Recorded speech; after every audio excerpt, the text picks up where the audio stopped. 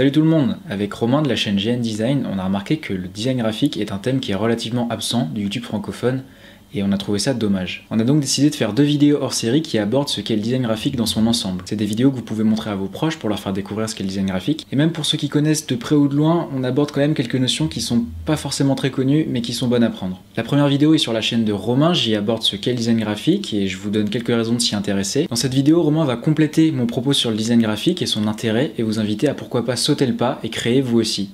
Sur ce, je vous laisse aux mains expertes de Romain. Bonne vidéo.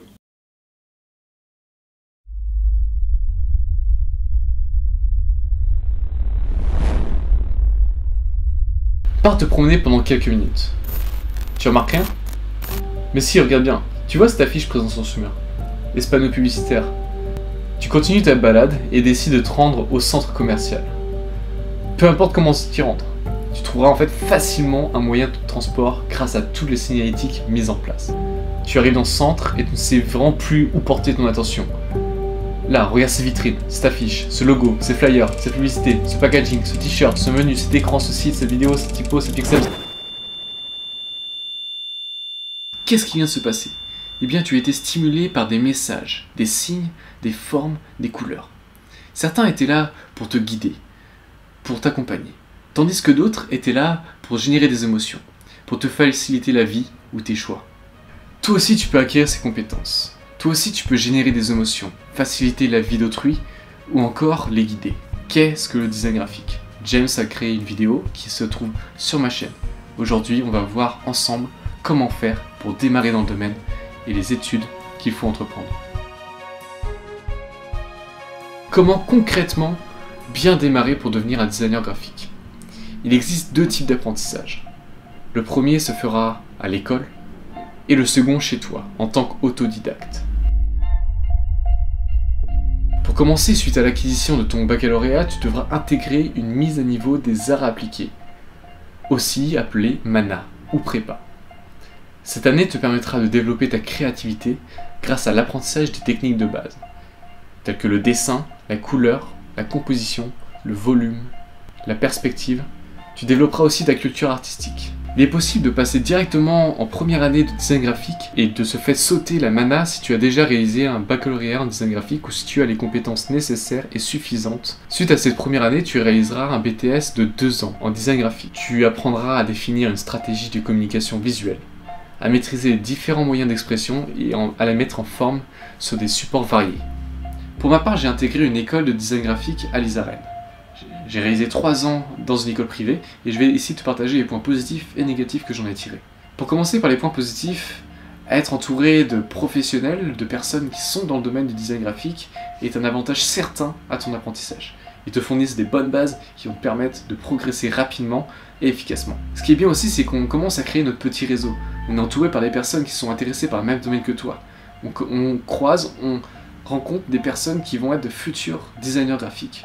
Ce qui est bien, c'est que tu peux commencer à créer ton réseau et tisser des liens afin d'avoir une intégration professionnelle plus simple.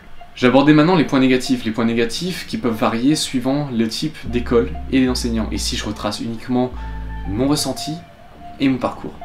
Pour commencer, les points négatifs que j'ai pu tirer, c'est premièrement le prix. Étant donné que intégrer une école privée à Rennes, ça a un coût. Après, intégrer une école privée a aussi l'avantage d'avoir des professeurs de qualité et des professeurs qui connaissent leur métier.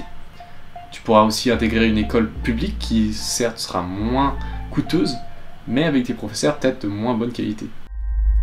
Il faut savoir qu'il existe un second type d'apprentissage, c'est celui d'autodidacte. Que tu n'aies pas fait d'études ou que tu en aies fait, il faut savoir se former seul, même après nos études. Le piège à éviter est de penser que suite à ton cursus scolaire, tu n'auras plus besoin d'étudier. Et ça, c'est une grave erreur. Tu dois continuer ou commencer à te former à l'aide de livres sur le design graphique. Je te donne quelques exemples.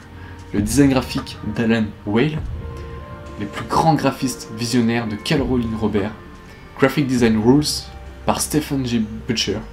Et pour ce qui sont des connaissances plus techniques, Internet regorge de formations gratuites comme payantes. Donc si tu n'intègres pas une école de graphisme, tu peux toi aussi te former sur différents logiciels. Que ce soit comme les miennes sur YouTube, ou encore sur des sites spécialisés. Il y a Skillshare, Tuto.com, Udemy, Lynda. Tous ces sites vont te permettre de progresser dans le domaine du design graphique. Que tu aies réalisé des études ou non, tu dois perpétuellement te former. J'ai partagé maintenant les points positifs d'apprendre tout seul. Si tu es motivé et déterminé, tu avanceras rapidement.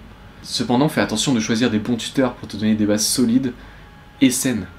Étant donné qu'il y a beaucoup de monde sur Internet, fais en sorte de choisir les bonnes personnes. Il faut savoir que Internet c'est une bulle et tout avance rapidement. De ce fait, tu seras le premier au courant des nouvelles tendances et des nouveaux tips, astuces que certains logiciels regorgent. Tu pourras là aussi te forger des contacts intéressants. Étant donné qu'Internet regorge d'artistes de talent, je t'invite à rejoindre les différentes communautés d'artistes, de designers graphiques.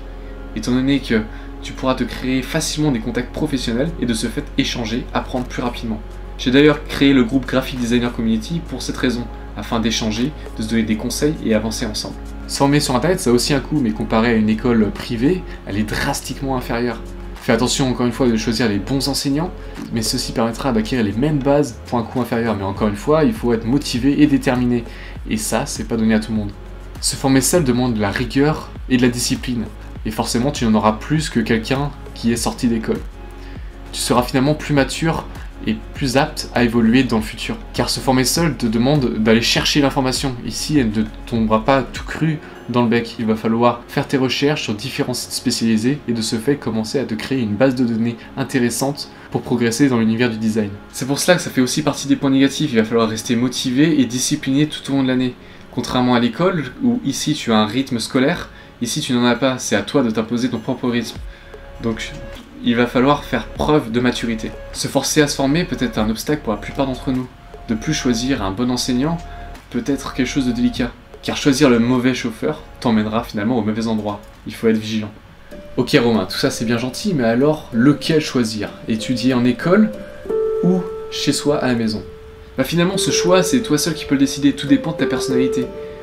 Comme on a vu précédemment, ils ont tous deux des points négatifs et positifs. Donc tout dépend de ton caractère. Si tu es une personne qui est plutôt solitaire et qui aime bien apprendre seul, t'orienter vers un apprentissage en tant qu'autodidacte sera peut-être la meilleure solution. Pour ma part, intégrer une école de design graphique a été un très bon choix. J'ai pu intégrer des bases solides qui vont me permettre d'évoluer sereinement dans le futur. Après, il est tout à fait possible d'acquérir ces mêmes bases en apprenant seul chez soi.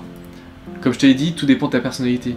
Si tu es plutôt mature et tu sais où tu vas, peut-être que avoir un apprentissage en tant qu'autodidacte sera la meilleure solution.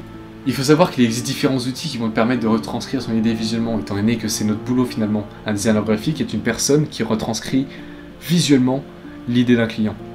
Que ce soit à l'école ou indépendamment, tu devras te former sur plusieurs logiciels. Ces logiciels te permettront d'exprimer avec précision tes idées.